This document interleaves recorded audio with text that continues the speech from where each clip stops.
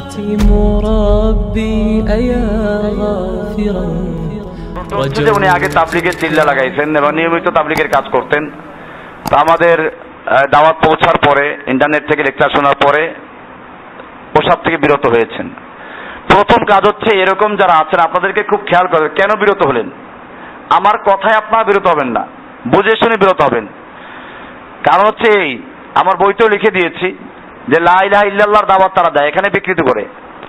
এরপরে তাদের এই কাজের মাধ্যমে যুবকদের অন্তর থেকে জিহাদ স্প্রিয়া চলে যায়। এছাড়া কোরআন এবং হাদিসের অনেক আয়াতের অর্থ তারা বিকৃত করে।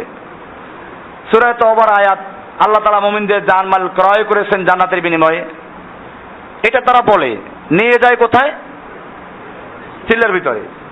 এক সকাল এক বিকাল আল্লাহর রাস্তায় ঘোরাফেরা করা, দুনিয়া এবং দুনিয়ায় যা কিছু সব উত্তম। এটা কি চিল্লা বা গাছতের ফজিলতের হাদিস? এজন্য আপনারা এগুলো পড়বেন, বুঝবেন, তারপরে বিরত হবেন। কারণ না বুঝে বিরত হইলে তাহলে আবার শয়তান ধোঁকা দিবে। এটা এক নম্বর। দুই নম্বর কথা হলো যে এখন আপনি কি করবেন। এটা খুব গুরুত্বপূর্ণ প্রশ্ন, যে আমি ওইটার থেকে ছেড়ে আসলাম, এখন কি করব। এই প্রশ্নই সাহাবীরাও আল্লাহ রাসূল সাল্লাল্লাহু আলাইহি ওয়াসাল্লামকে করেছিলেন যে ইয়া রাসূলুল্লাহ আমার কাজ কি। আল্লাহ রাসূল সাল্লাল্লাহু আলাইহি ওয়াসাল্লাম বলেছেন আমার যে কাজ তোমার সে একই কাজ। আপনি যখন বুঝতে পেরেছেন হক লা ইলাহা ইল্লাল্লাহর অর্থ কি, সাক্ষী দেওয়ার কি মানে, এটা আপনাকে ভালো করে বুঝতে হবে। তাওহীদের রকনগুলো কি, শর্তগুলো কি, এরকম ভাবে লা ইলাহা ইল্লাল্লাহ বলতে কি বুঝায়, কি শিরক, কি বিদআত, এবং এটা কেমনে বাস্তবায়ন করা যায়, এখন আপনার সেই কাজগুলো আপনি করবেন। হ্যাঁ, তাবলীগওয়ালাদের মতো আমাদের ওরকম হয়তো চিল্লা 3 দিন এরকম সাংগঠনিক রূপ আমাদের নেই, কিন্তু এটা আপনারা করে নেবেন। আপনারা যারা যেখানে আছেন তারা কি করবেন, নিজেরা সময় বের করে কতটুকু সময় দাওয়াতি কাজে ব্যয় করবেন। এছাড়া মাঝে মধ্যে আমাদের এখানে দার্স হয় এবং আমরা মাসিক প্রোগ্রাম আগে করতাম এখানে। আপনারা জানেন যে আমাদের উপরে কত ঝামেলা আছে। এজন্য আপনারা এটা খেয়াল রাখবেন যে আসলে আমরা কোনো কর্মসূচি কেন দিচ্ছি না, কেন আমরা একটা সুনির্দিষ্ট প্রোগ্রাম দিচ্ছি না। এটা একটা কারণ আছে। কারণগুলো হচ্ছে এই, আপনারা জানেন যে আমি সেই কত মাস থেকে গৃহবন্দী আছি, এখনো আছি, এবং আপনাদের সাথে মিশে আছে এখনো আমার বিনা পয়সার পাহারাদার গোয়েন্দা বিভাগের পুলিশেরা। বাসায় বসায় রেখে আসছি, এখানেও মোহাম্মদপুর থানা থেকে আছে, যেহেতু থানা ভিন্ন, ডিউটিও ভিন্ন ভিন্ন করে। তো এটা ভালো, সার্বক্ষণিক ডিউটি। এবং আমি দেখেছি, লক্ষ্য করেছি, ওরা যেমন একজনের ডিউটি শেষ হয় সকাল 8টায়, সে 7:30টায় এসে পৌঁছে যায়। আর একজনের ডিউটি শেষ হয় 8টাওয়ালার 2টায়, সে 1:30টায় এসে উপস্থিত হয়ে যায়। 2টাওয়ালার শেষ হয় রাত 10টায়, সে 9:30টায় উপস্থিত হয়ে যায়। এবং এই ডিউটি করতে গিয়ে তারা কোন রকম সরকারের সাথে গাদ্দারি করে না, নিয়মিত ডিউটি করে তারা। তো যাই হোক, এরপরে এরা তালাশ করে এদের সংগঠনটা কি, কি কর্মসূচি আছে। যে কারণে আমি আপনাদেরকে যেটা সবসময় বলি, আর আমার এখন আপনারা যারা আমার সামনে বসা আছেন আর ইন্টারনেটের মাধ্যমে দূর থেকে যে ভাইরা শুনবেন তাদেরকেও বলছি, আপনারা যে যেখানে আছেন আপনি নিজেই একটা সংগঠন হয়ে যান, পারমাণবিক বোমার মতো, একটা থেকে আরেকটা। যে যেখানে আছেন ওখান থেকে আপনি নিজেই একটা সংগঠন। কারণ আমরা সবসময় বলি আমরা কাজ করি ইসলামের কাজ। কার কাজ? আমাদের স্বতন্ত্র কোনো সংগঠন নেই। আমাদের সংগঠনের নাম হচ্ছে কি? ইসলাম। আমার পরিচয় কি? আমার সংবিধান কি? কোরআন সুন্নাহ। আমি কাজ করব কাকে খুশি করার জন্য? তাহলে দুনিয়ার মুসলিম যারা, এরা আমার ভাই, এরা আমার ভাই। এবং মুসলিমদের কাজ, যারা মুসলিমরা কাজ করে আমি তাদের সঙ্গে কাজ করছি। মাশরিক থেকে মাগরিব পর্যন্ত, পূর্ব থেকে পশ্চিম পর্যন্ত, উত্তর থেকে দক্ষিণ পর্যন্ত পুরা দুনিয়ায় যে ব্যক্তি কোরআন এবং সহিহ হাদিস অনুযায়ী কথা বলে, মানুষকে দাওয়াত দেয় এবং কুফারদের সঙ্গে মারামারি করে, সে আমার দিনী ভাই, আমি তার সঙ্গে আছি। তাহলে আমাদের সংগঠন আছে না? সংগঠন আছে। সেই সংগঠনের নাম কি? ইসলাম। আর এই সংগঠনের গঠনতন্ত্রটা কি? আল কোরআন। সবই আছে আমাদের। এরপরে আমাদের দিনী ভাইরা দুনিয়ায় ছড়ানো ছিলেন, আছে। না থাকলে আপনারা কেমনে আসলেন? আমি, আপনারা জানেন ওই বইতে যে ফোনটা দেওয়া আছে, আমি ফোনে কথা বলতে বলতে আমার মাথা অনেক সময় গরম হয়ে যায়। আর আপনারা জানেন কথা বলতে মানুষের কিন্তু সমস্যা হয়। মোবাইলটাও কম দামি মোবাইল, এটাও আর একটা সমস্যা। তো এই জন্য আমার ছাত্রদের কাছে দিছিলাম যে তোমরা ফোন চতুর্দিকে আসে বন্ধ রাখবা না, একটু রিসিভ করে ওদেরকে সান্ত্বনামূলক বলবা যে যেটা জানতে চায়, বই চায়। এরপরে জানলাম চতুর্দিক থেকে ফোন আসে, যোগাযোগ করে যারা ভাইরা আসে, হুজুর ফোন করে পাওয়াই যায় না, বন্ধ থাকে। দেখলাম যে আমার ছাত্রদের চেয়ে আমি আসলে ফিরে আছি। ফোনটা আবার নিয়ে নিলাম। এখন ওই যে 14 28 43 বইতে যে নাম্বার দেওয়া আমার কাছেই আছে। সারাদিন ফোন আসতে থাকে, একটা কথা বলি এবং 3টে আরো ঢোকে। এখন এই ফোনের মধ্যে এমন এমন কথা আসে, আলহামদুলিল্লাহ, এটা আমার সান্ত্বনা।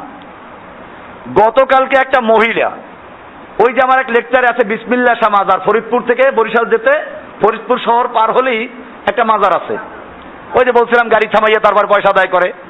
একবার নামাজের টাইমে ওখানে গাড়ি থামাই দিল, আমি বললাম নামাজ এখানে পড়বো না, গাড়ি চালাই গেলাম। নামাজের টাইম যায় যাক, তবু মাজারের মসজিদে নামাজ পড়বো না। তো এক মহিলা এই লেকচার শুনছে, সে ওই মাজারে সেজদা করতো, মাজারের পাশেই বাড়ি। কার থেকে নাম্বার নিল, ফোন দিল যে ভাই আপনাকে 2.5 বছর থেকে খুঁজি, আমাকে যে আপনার লেকচার দিয়েছে তারও খোঁজ নাই, আর আপনার নাম্বারেরও খোঁজ নাই। ওই লেকচার ঘুরে গিয়ে শুনতে থাকি, আর লেকচারও কোনো নতুন লেকচার আপডেট করতে পারি নাই। সে তো পাইছে সিডির মাধ্যমে বা মোবাইলের মেমোরির মাধ্যমে। আরেক মহিলা, সে আমার সাথে দেখা করতে আসবে। আমি বলি আপনি কি দেখা করা জায়েজ হবে? তো যাই হোক, আমি দেখলাম এরকম, আপনাদের আগেও বলেছিলাম, সেই আঙ্গরপোতা দহগ্রাম 3 বিঘা পার হয়ে ভিতরে, ইন্ডিয়ার ভিতরে যে একটা ইউনিয়ন আছে মুসলমানদের, বাংলাদেশের, সেখানে বাঁশের বেড়ার আড়াল থেকে মহিলারা কথা বলল। সারাদিন তারা ওই লেকচার শুনে, তারা আমাদের মার কাছে সন্তান দিতে চায়। তো এটা কি প্রমাণ করে না যে আলহামদুলিল্লাহ আপনাদের ভাইরা পুরা দুনিয়ায় ছড়াই আছে? বহির্বিশ্ব থেকে ফোন আসে, অনেক ভাইয়েরা, অনেক রাষ্ট্র এরকম, যে রাষ্ট্রগুলো আমি নামও জানি না, হয়তো জীবনে শুনছি কিনা তাও সন্দেহ। এরকম বহু দেশের থেকে ফোন আসে, ওইখানে বসে তারা লেকচার শুনে। এই সবগুলো আপনাদের অপরিচিত ভাই। পরিচয় হবে কোথায়? ইনশাআল্লাহ জান্নাতে। কাজী এক কথায় একটু লম্বা করে ফেলেছি উত্তরটা, যেহেতু এই প্রশ্ন অনেকের। আমরা কি করব? সংগঠন দেন, কাজ দেন। না, সংগঠন দিলে আমার এই কাজ আর চলবে না। তখন কুফফাররা ওই সংগঠনটাকে জড়াই ফেলবে। আর কুফফারদের আগে আমাদের টুপিদাড়িওয়ালা কুফফাররা বেশি ক্ষতি করে। আপনারা জানেন আমি যে বর্তমান যে ঝামেলা আছি, এই ঝামেলার জন্য সবচেয়ে বড় দায়ী এই এলাকার কিছু মাদ্রাসার প্রিন্সিপাল বনাম প্রিন্সিপাল, আর কিছু মসজিদের ইমাম বনাম পেট পূজারি মুর্দার খোররা। তারা সরকারের কাছে উচ্চ পর্যায়ে, তাদের হাতে মন্ত্রী মিনিস্টার আছে, মন্ত্রীদের মিলাদ পড়ে। এই মন্ত্রীদের মাধ্যমে, মিনিস্টারদের মাধ্যমে উচ্চ পর্যায়ে খবর পৌঁছেছে এদের কাছে বিপুল বিধ্বংসী ইরাকের সাদ্দামের চেয়েও বেশি অস্ত্র এদের কাছে আছে। এই জন্য দেখেন না ওই সেই জুন মাসের লাস্টের দিকে যে পুলিশ কেমনে আসলো এখানে, বিপুল বিধ্বংসী অস্ত্র এখানে আছে, ব্যাপক অস্ত্র শস্ত্র আছে। হ্যাঁ, বুঝি নাই? আরে ওরা কে সেটা বলছে নাকি? এই জন্য এরা এসে অস্ত্র তালাশ করেছে। কারণ রিপোর্ট দিয়েছে যারা মসজিদের ইমাম, মাদ্রাসার মুহাদ্দিস, মুফতি, এরকম টুপিদাড়িওয়ালা লোকেরা মিথ্যে কথা বলতে পারে, তারা তো পুলিশরা কল্পনা করে নাই। পুলিশরা দাড়ি কামায়, নামাজ হয়তো মাঝে মধ্যে পড়ে, কিন্তু হুজুরেরা যেরকম মিথ্যে বলতে পারে এই কল্পনা পুলিশরা করে নাই। তো যে কারণে তারা সরল মনে আসছে এখানে তালাশ করতে, এসে দেখে কিচ্ছু নাই। আশ্চর্য হবেন, এই জনের ওসি যখন ওই সাইডে গেছে, ওসি পাগল হয়ে গেছে। যে কয়জন ছিল ওখানে তারা কানে শুনছে, কি কি অস্ত্র পাওয়া গেছে, কি কি অস্ত্র পাওয়া গেছে, কত পরিমাণ পাওয়া গেছে, পাগল হয়ে গেছে। পরে ওই সময় যে ওসি ছিল মোহাম্মদ সে ডাক দিয়ে পাশে নিয়ে কি কিছু কানে বললো, তার মানে বলে ভুয়া কিচ্ছু নাই গেলে। তো আমাদের শত্রু তো পুলিশ না, র্যাব না, বরং আমি বলি এখন তো ইহুদি খ্রিস্টানদের চেয়েও বড় শত্রু আমাদের ঘরে। এরা পারলে ইহুদি খ্রিস্টানদের সঙ্গে আতাত করে তারপরে আমাদের ক্ষতি করবে, এবং তাই হচ্ছে। আপনারা আশ্চর্য হবেন, এই দেশের কয়েকটা বড় বড় মাদ্রাসার প্রিন্সিপাল এবং মুফতি এরা সিঙ্গাপুর গিয়ে রয়ের যে প্রধান তার সঙ্গে বৈঠক করেছে, আর মাদ্রাসা থেকে ছুটি নিয়ে গেছে কি বলে, ওমরায় যাই। কোথায় যাই? ওমরায় যাই। এই কথা বলে ছুটি নিয়ে চলে গেছে সিঙ্গাপুরে রয়ের এজেন্টদের সাথে বৈঠক করার জন্য। কিভাবে বাংলাদেশে ওদের এজেন্ট বাস্তবায়ন করা যায়, জঙ্গিবাদ বিরোধী প্রোগ্রাম বাস্তবায়ন করার ফর্মুলা তৈরি করার জন্য গেছে কোথায়। এটা যখন পরে মাদ্রাসাওয়ালা জানছে, তো এরকম একজন মুফতির চাকরিও চলে গেছে। বাংলাদেশে বড় বড় যে মুফতি কোর্সগুলো আছে হয় যেখানে 4-5টা আছে, মধ্যে একটা নামটা আর বললাম না, খোঁজ নিয়ে দেখবেন ইনশাআল্লাহ।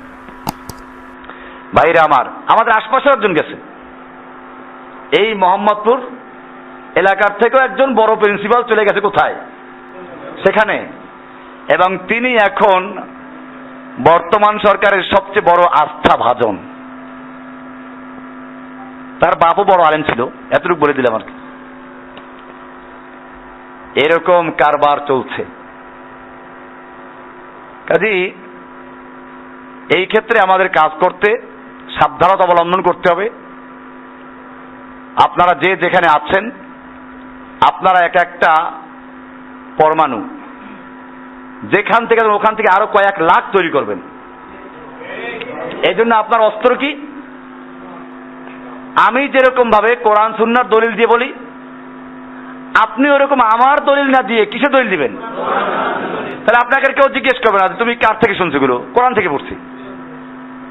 আপনাকে কেউ জিজ্ঞেস করবে তুমি কার মুরিদ,